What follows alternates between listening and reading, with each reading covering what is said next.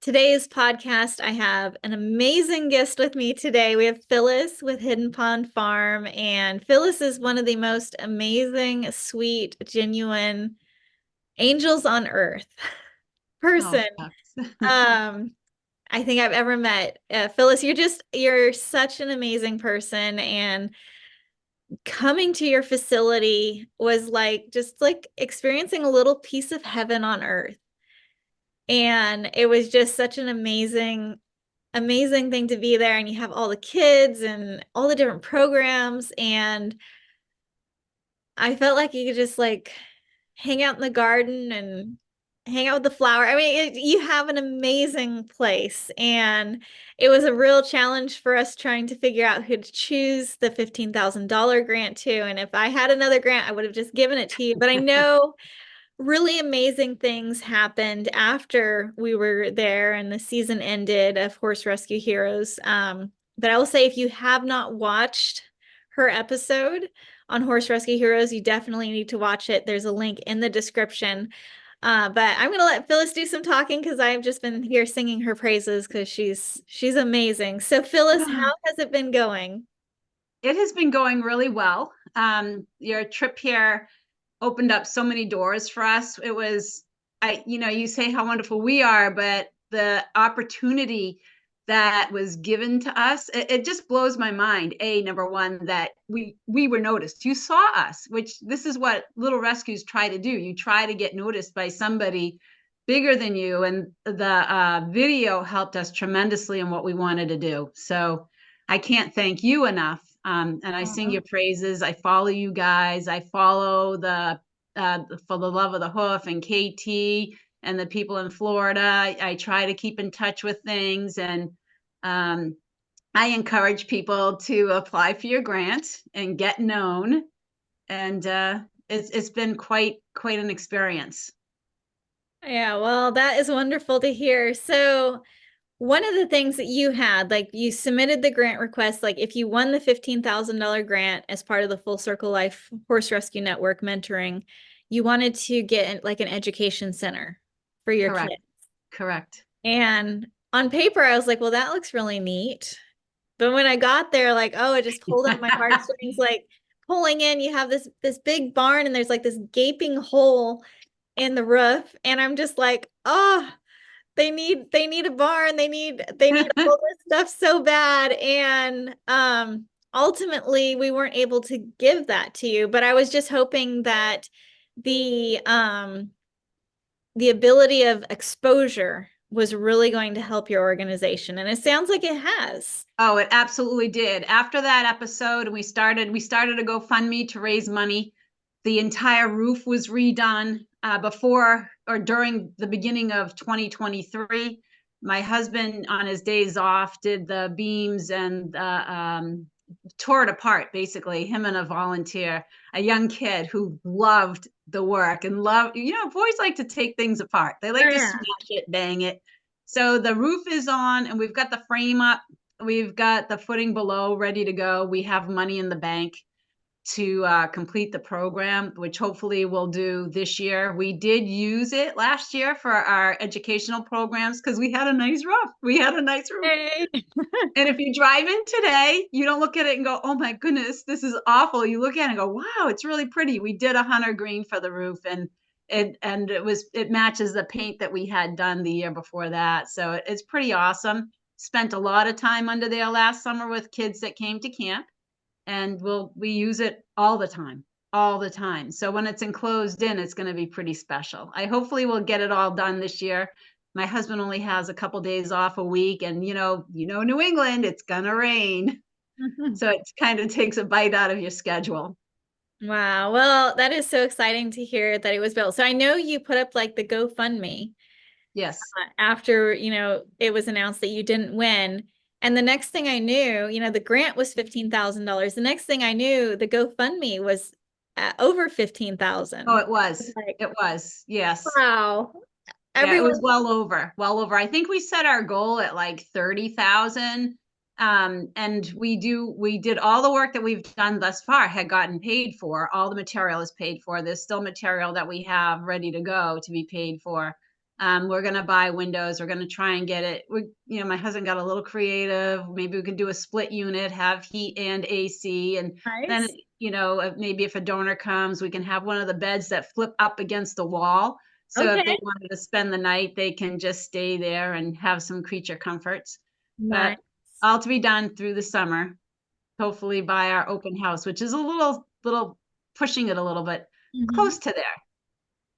Wow, well, that's so exciting to hear. I think your education program and working with young people is just so amazing. And you got the cutest kids there at your facility learning about horses. And I think you're just inspiring the younger generation to get involved with horses. You know, there's so much electronic stuff they could get into and computers and you have them out there mucking stalls and leading ponies around and I tell you, it's a little heaven on earth. They learn everything. A lot of places, I don't even know of any place like us locally. We allow them to come in. They don't need any experience. They get a mentor. They get guided. They learn how to take care of a horse from the ground up. You got to be able to clean a stall and feed it and water bucket it. And we teach them about fundraising, and we don't teach them the gory stuff of horse rescue, The hard but we do the hard things. When a horse gets its last act of kindness here, and we had quite a few last year here at the Mhm. farm. We just tell them to stay home. Yeah. Don't come that day. Mhm. Say goodbye the day before. Special. Be loving on them the day before, and that's just a part of life. Mhm. It's not a. I look at it as, and a lot of the people here as well look at it as, you're giving them the last act of kindness, just like you said. It truly is. Yes. It's a gift. It's no more suffering. They didn't go to slaughter. They got a second chance. They were loved on by kids. They were used in camp. And when it's time, it's time. And then we tell them to go home for a little bit when they're a little older. If they choose Yeah. to experience that, you do. And it is part of life. And I think that is something, hard. Like I raised four kids in the rescue. Like, I mean, we were so active in the rescue and it is challenging of like, finding that balance. And it sounds like you've really found that balance there. Now, I've heard you mention camp, which I know what it is, but our listeners don't know about your camp program. So if you want to tell a little bit about that and the kids that come.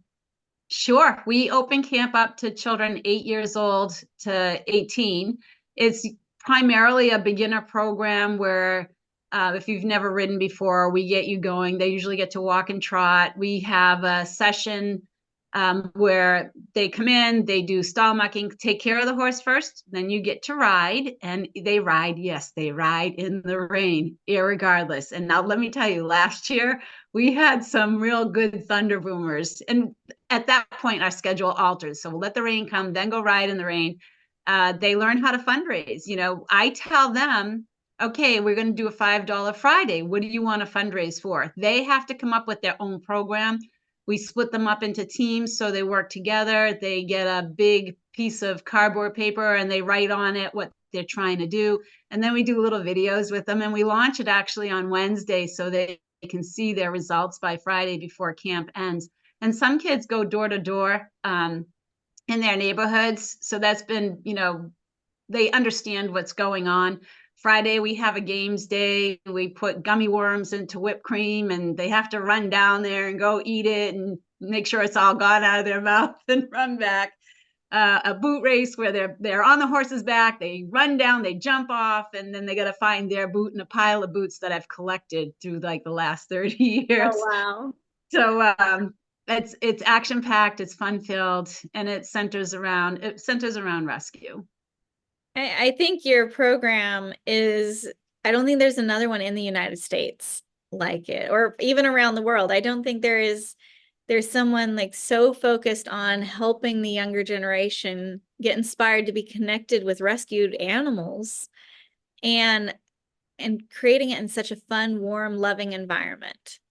I think for us, for horse rescue, we can say, at least at our end, because we're small, you save them all day long. And if you don't educate people coming up behind you, who's going to take over when you're gone?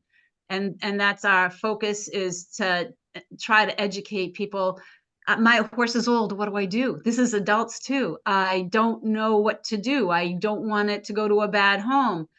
There's so many different, as I Oh, don't have to tell you, there's so many different facets of what has to be done to get it to end. Don't breed your horse. Teach them how that, you don't, if you want to raise a baby, you go find a mama that's going to have a baby that needs a place to go and raise a baby. I'll help you. that is so true. There are so many pregnant horses in horrible situations that need help, and so many baby horses that need help. And I remember when I was a little girl, for my we always have loved donkeys. Like my family loves donkeys, and I remember my parents went and they got a pregnant donkey that needed a home. And I she some animals, like, they want to be very secretive when they're having their babies. And she ended up having it right. It was like right before sundown, but it was still light enough you could see everything. It was just such a neat moment. We all got to be there when the little baby donkey was born, and we called my cousins and they came, and it was just such a fun, beautiful moment.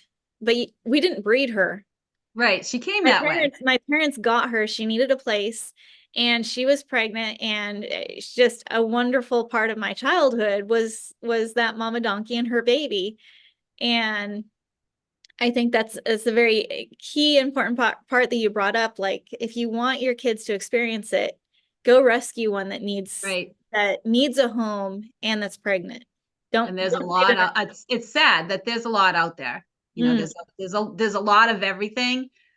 We try to be diverse and we don't care what it is. As you know, we don't care the age, the breed, the gender. We had a full born here February 10th of last year, and her mother was a walking skeleton. And one of my volunteers said, "You better get her vet checked." And I'm like, "No, she's not having a baby. No." She goes, "No, I'm telling you, there's something going on in there."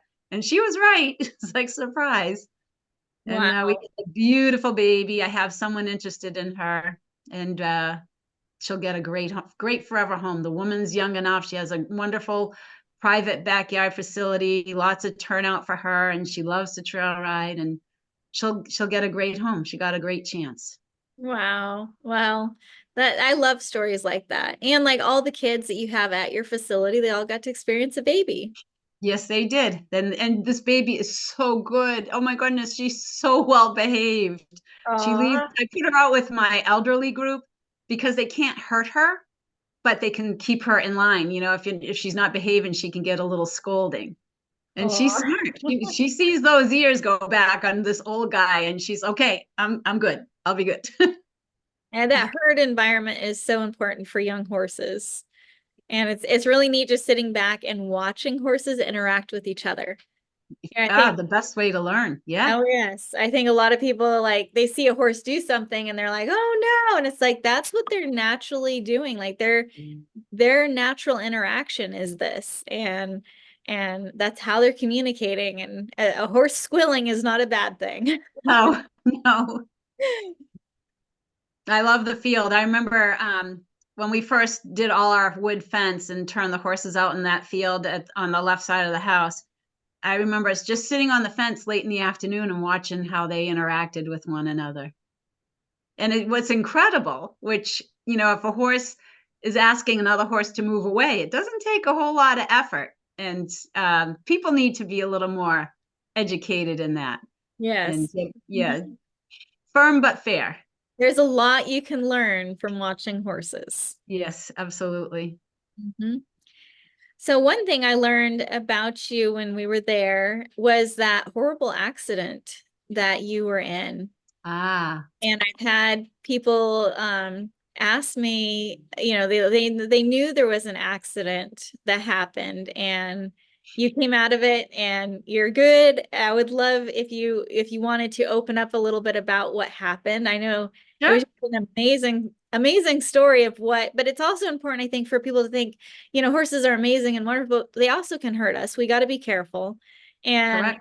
I've gotten kicked in the head and the back, and my poor left leg is pretty damaged. It still hurts from the last kick I got, and that was a while ago. I'm like, yeah, I should be feeling better by now, but horses can be dangerous, and you and I both have experienced a pretty good Absolutely. head injury. Absolutely. So, Yeah, it was my anniversary was just Sunday, St. Patrick's Day, actually. Luckiest day of my life. What I was doing that particular day is I had horses in the barn, they would go out in the field, and around here the sun warms up the ground and the ground starts to defrost. So I would bring them in around noontime and give them more hay. And this particular day, it was a little bit colder. The ground was still frozen. I really didn't want to bring them in. It was so nice outside. So in my not so much wisdom, I grabbed the wagon and I loaded it with hay, and I brought the wagon in the field. And horses being horses, they're wanting more hay. They were playing with each other, and one of them did bump me in the shoulder. And I remember saying to him, "Oh, you're so rude." And I pushed him away. And that's the last thing I remember until I got up. Well, I don't remember getting up. I was unloading hay, feeling great, unloading hay and feeling really woozy. I'm like, oh my goodness. So I finished unloading all the hay and I went to go walk out of the field, but I didn't feel steady enough on my feet. So I climbed up on a rock. And from that rock, I swear that I saw my house. And in the house, I saw the glass doors, and I saw my husband walk through with my granddaughter. So it jogged me to pull the phone out of my back pocket and say, "Hey, I can you come get me? I think I'm bleeding." And he came up and he looked at me on the rock and he laughed. I'm like, "Where are you going?" And I was so annoyed because he was going to make me go to the hospital, and I thought I was going to be there. You know how you sit in the ER and you're there for hours and you're like, just get me out of here. I knew my eye was damaged because I asked him, "Hey, is my eyeball still in my head?" He drove like a lunatic to bring me to the ER. I walked in, I talked to everybody, and they told me that they were going to give me an airway and med flight me to Boston. I'm like, "No, Bill can drive me. You don't have to do that." And that I was lights out they put me in a drug induced coma for about a week, which they told him it could have been a month. So fast forward a few years, on one of my anniversary days, I went and sat on that rock and I can't even see the house. wow. So, so that to me was God's intervention, and that gets me a little teary every time I tell it because if I didn't see, I swear I saw him. I saw him walk in. I saw the color of the bag he was holding. I Yeah. saw Bailey right behind him. You can't see the house from the rock. Isn't that interesting? Yep, So, and how much damage actually happened to your face through that? um all of this right here. I lost my eye socket completely, my cheekbone completely. It was totally shattered. My jaw was fine. I broke my nose. I broke my other cheekbone in 3 places. And it was 18 months worth of 9 surgeries to get me back. I have a lot of trouble with vision in my right eye, and they tear a lot, which they're doing right now. So it kind of is good when you cry because people don't know if your eyes are tearing or if you're crying. But Aw. yeah, that's it's part of the what I have to live with, which Mhm. I some days it bothers me, and some days it doesn't. I stay busy, just keep going. And you know what? I do not go in that field with hay anymore. Yeah, sometimes we learn lessons really quickly when horses knock it into us. They're like, "Hey, no more of this." And we're like, "Oh, okay, we've got it. We totally have it understood." Because they are big, powerful animals, and they can be incredibly gentle. And if you're in the wrong place at the wrong time, it's incredibly Exactly. rough. Yeah, And exactly. I am so glad it wasn't worse. And like for my accident, like when I was kicked in the head, I was like 9, and thankfully I had my cousin with me and stuff. But like the weird thing for me, like I was like face down in the ground, and I wasn't able to move, but I was able to hear everything Hmm. that was happening around me. And so like cousin was with me, and she was trying to talk to me, but I couldn't respond. I was just there. And another little kid ran and got my dad, and he ran out, and I could hear his footsteps running up to me. And when he flipped me over, my eyes were open. He said I had manure in my eyes and I wasn't breathing. Oh, And I'm like, if I hadn't have had friends around me and I was just laying there, like I might not have started breathing again. Yeah. Like Wow. it's I don't know. And people are like, you're still like horses after that. And I'm like, well, Yeah. we like we're here you Phyllis has gotten kicked in the head. Like, oh, yeah, we're still hanging out with horses. But we love them and they're part of our lives. And I think that's what it comes down to. Pretty much. Yeah, for sure. Definitely. And I remember when they woke me up, they had a social worker, psychiatrist come in and talk to me. And he said, "Do you have any fear or anxiety?" I'm like, "No, I don't have any fear. I never was afraid of the horses ever. Yeah. Hmm. Um, I don't know. It's just something, I don't know. God's calling, I guess. We'll see." Well, that is interesting that they had you kind of evaluated to see if you're afraid of horses. I'm just thinking here of like all the different people I know that have gotten whacked on by horses, and I don't think any of us are fearful of them. No. Like I can't think of any situation of anyone I've met that's had a pretty severe horse accident and it's not like back out there. I don't know. We might not be quite right. We did get kicked in the head, so We did. So that's might be missing something there. yeah, we always have that excuse if something's happening, like I got kicked in the head by a horse. So Well, you turn it into an educational experience, and I tell these kids, do not, if you need to know the hierarchy of the field, you need to know who the boss is out there. You don't go out there with food ever. And, to be aware of your surroundings, which is, yeah. and it's a life skill to not just horses, but to be aware of your surroundings and where you're at. And that aware of your surroundings is so important. Like I see kids nowadays with the headphones in and they're Oh, not yeah. listening. They have no idea what's And going I see on. them around animals and horses and I'm just like that's what I have anxiety about. I'm like they're not going to be able to hear a horse coming up behind them or something. Right, right. It's very important to be aware of your surroundings. Yeah, for sure. Absolutely. How has your organization been with I know you have a lot of different horses that are coming in and adoptions. I know it's increased some from when we've talked before. So maybe if we can talk a little bit about that so we're not just we might scare people from adopting horses or having horses if we keep talking about all the injuries we've had. Yeah. So I think we should switch gears a little bit here. Okay.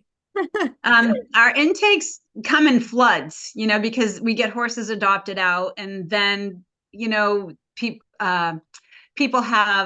they get in touch with me. There's this horse here. We've taken in a lot of thoroughbreds, and this past year, and the reason I love the thoroughbred. My family's trained race horses. It's a difficult life. It's a glorious life, but unfortunately for the racehorse, when they're done, and especially if you're a beautiful mare and a beautiful mover, this is what we've taken in as a lot of the older mares. And I mean, they are royally bred.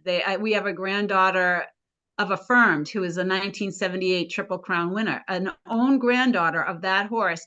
They have their babies and they're done, and then they're done. Yeah. Where do they go now? No one wants them. Like, well, we can't have any more babies. So we've collected a bunch of them. They're sound, they ride, they're quiet. They usually come here in horrible condition and walking skeletons. They're on the auction circuit and they just go from sale to sale to sale. I think that's the hardest part for them, for horses that we take in, is how many sales do you go to before we actually find you at a sale? Mm. Um, Oh, I know, like all the auction tags on the horses. Like we're doing yeah. for the buyout program now, which is getting horses before they go to another auction or an auction period. But like you see the glue from the auction tags, and some of them will have to put like 5 glue marks, and who knows what was beyond that of just going from one auction to another, and it's heartbreaking. And they're not getting, you don't want to insult anyone, but that their business is, they're not getting, it's money. It's all about money. They're not getting care. And it's not a difficult thing for me. I'm okay with all of that. It's the length of time to get them into the type of condition where they can get a home. Or what we did this year is we've taken on a couple of new foster farms that they want to do. They want that as a project. And what's nice for us is they take on the financial burden as well. So the horse goes through their quarantine, they see the veterinarian, and then they go off to a foster farm and they get the care from the foster. And it's a rewarding experience for them. And it's a help for us because we're able to help more horses. Our adoptions come in as a flood, as well as the horses that come in as a flood, which is odd to me. Mm-hmm. And it comes from out of space. Like, well, I saw this horse, and they come to look at a particular horse, like this one thoroughbred that has a home. She came to look at a Dutch harness, and well, she didn't like her because she was a cribber. So then I showed her another thoroughbred, and he was a gelding, but I said, I don't know if he'll like being alone when you take your other horse out. You need three. And don't Yeah. believe Mhm. me when I tell you, I try to send them two. Oh yeah. Yeah, yeah, no. So I Sometimes you said, have one or two there's horses. there's another horse here. Um, she had lost her baby. I said, why don't you go up and see her?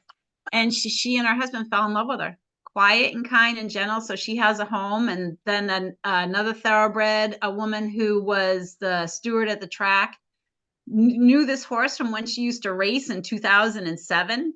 So she's going to take her home. And then we have, of course, we have horses that are ready to go into the stalls. But I think last year we did 29 adoptions and 30 intakes, Wow. which for us is a lot.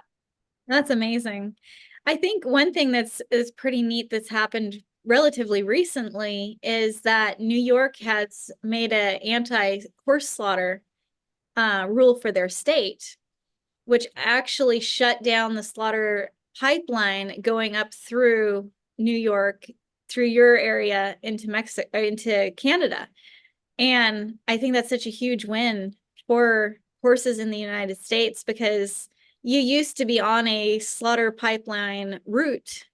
Right. And then the state is like, no more. And obviously, horses could still go to slaughter from your state to Canada, but they can't take them from, that whole pipeline going up north. I'm sure some folks are trying it, but it's really good to see laws changing for Oh, the. absolutely. Any kind of a deterrent to all of this is fantastic. We all hope and pray that someday it'll be just a no. You're not doing it. We can't do it. I think that I think that the breeding needs to slow down, and trying to get people educated as well, as much as you can get the word out. Hmm. It's better off to let your horse go. Just put it, and there are some funds that you can get to get some vet assistance that I found out recently. Not a lot of money, $600 or so. I'm sorry. No, you're Uh, fine. to help owners that need assistance. For humane euthanasia. Yes, yes. Yeah. And I think if I think a lot of it is like up in my area where I live, if you want to give the last act of kindness, the vet's going to come and you're looking at over $400. And then you either have to have the horse buried, which is $800, or the horse removed, which is $800.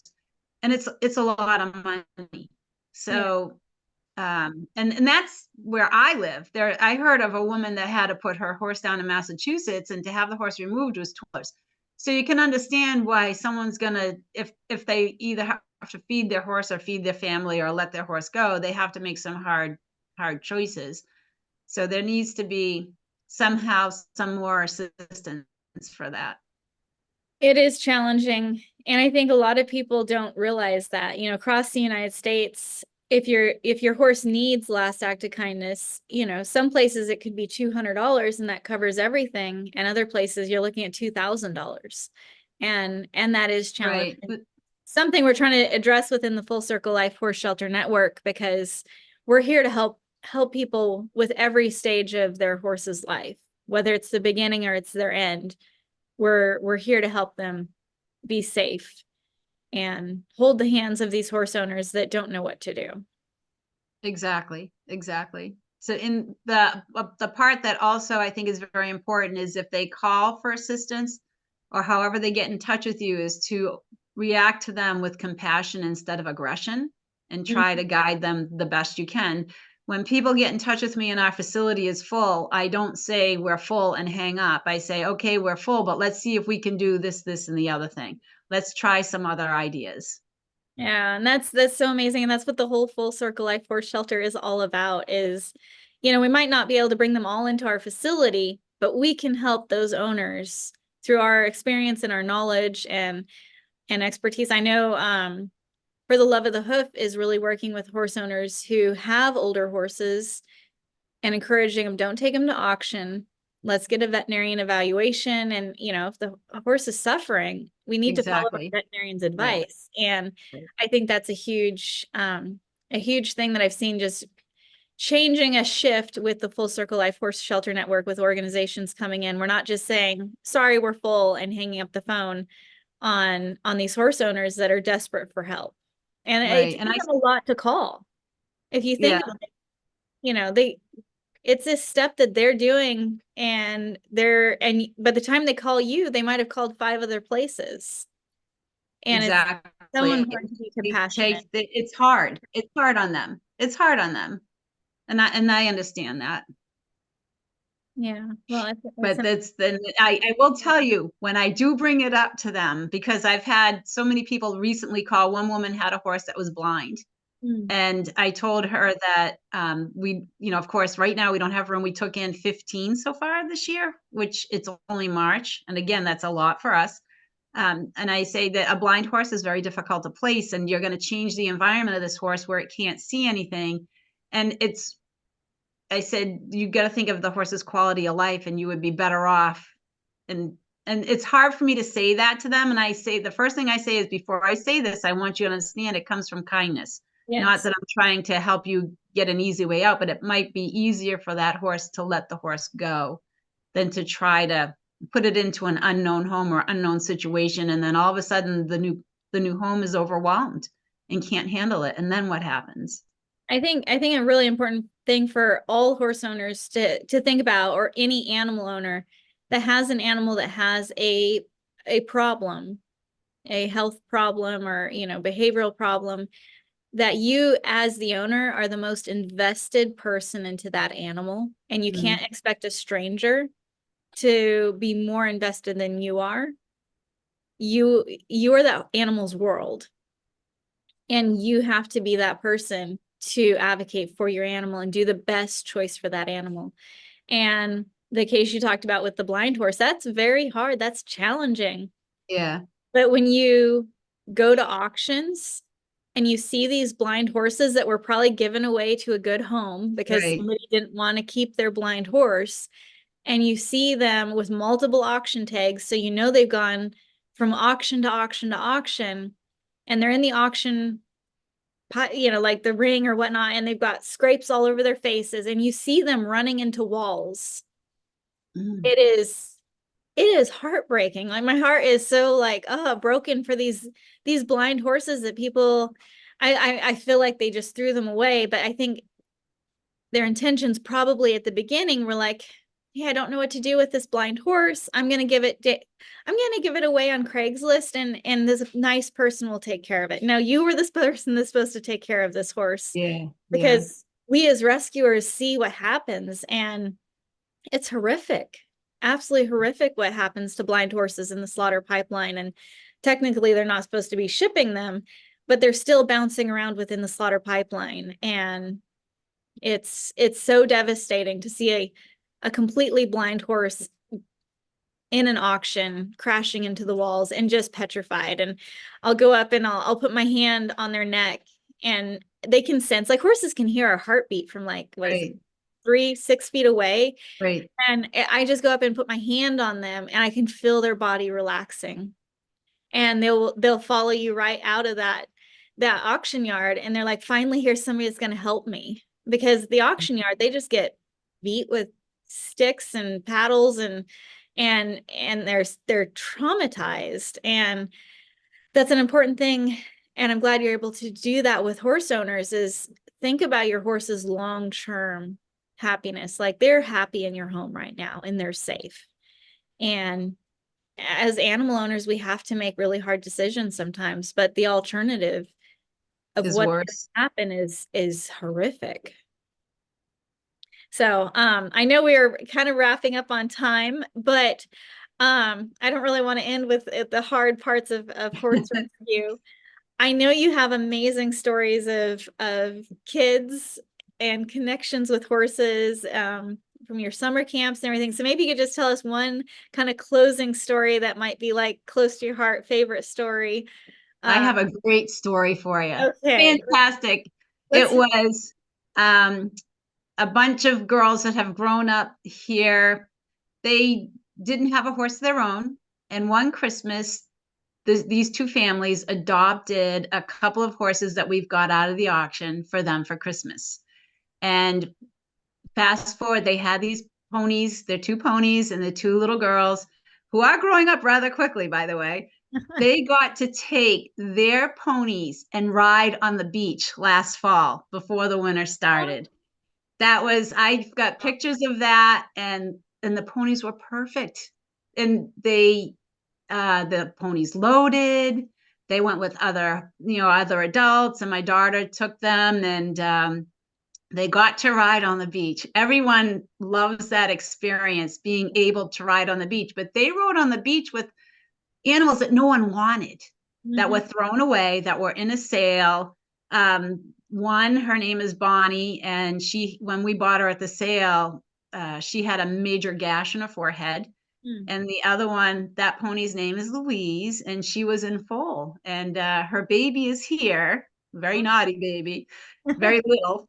And she was able to go from being on a lunge line or being in a ring to being able to be on the beach by Wow. herself, riding like a little adult on her little Oh, pony. And the pictures are absolutely breathtaking. I have a black and white of the backs of the kids riding, and that is probably one of the most heartwarming thing, because you see it from the beginning where the horse is in such horrible condition or not in a good place, definitely not in a good place. And then the kids struggling to learn. It takes a lot to be able to ride a horse. It's not yeah. Mhm. easy. And then to get them on a trailer and go to the beach and ride free as the wind. And you know, That's amazing. those memories are going to be so close to their hearts all of their lives. And their parents. And Yeah, their for sure. parents and just all of that is just so amazing. And I think, the fact that these were thrown away animals and you got them and you helped these kids and you just made the world perfect for all of them. And I think you're doing such amazing work. So how can people learn more about your organization?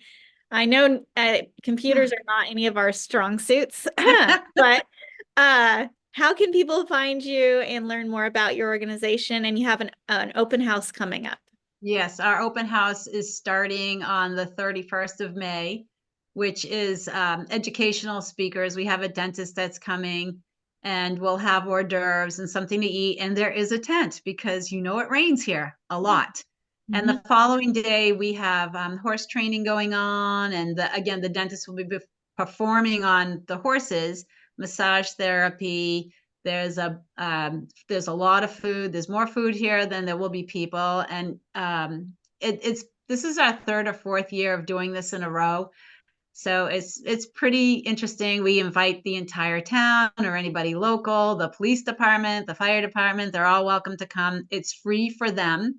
And we showcase our horses, as far as who's available for adoption, when will someone be ready, how to take care of a horse. If you're interested in volunteering, our volunteers are like the lifeblood of this farm. I love my volunteers, and they come in the worst weather, and I say, why do you do it? This is my happy place. And Mhm. I ask everybody, and this is why they come. It's my happy place. It's peaceful. It's quiet sometimes. Um, they do a lot of work because they love what they do. They just are very thrilled to be here, and they love to be able to commune with the horses. And as I said before, they don't need the experience. Um, then as far as what we're lagging is more social media. We really need to get on YouTube and have little podcasts like this one, so we can broaden our horizons a little bit. But we're growing a little bit at a time. We have a website we can direct people to, and our Facebook pages, and I try to post pictures. every day. In the wintertime, it's really hard. My hands are Hard. cold. Yeah. I Yeah. don't want to take pictures in the wintertime.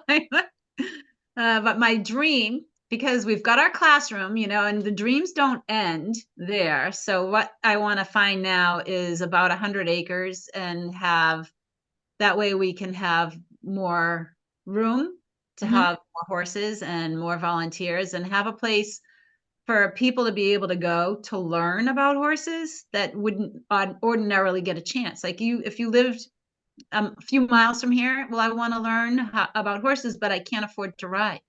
What do Yeah. you do? Call Mm. me. There I'll you keep you go. busy.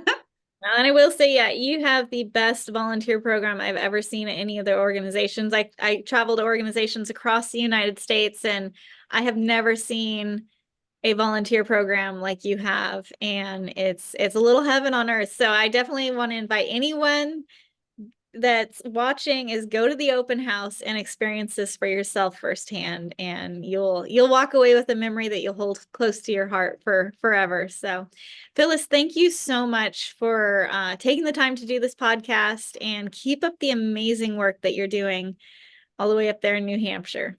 Thank you. So nice to see you. I'm going to have to come to Tennessee and see you again in person. We will make that happen somehow. So Nice reunion. It'll be fun. thank you so much. Thank you. Bye.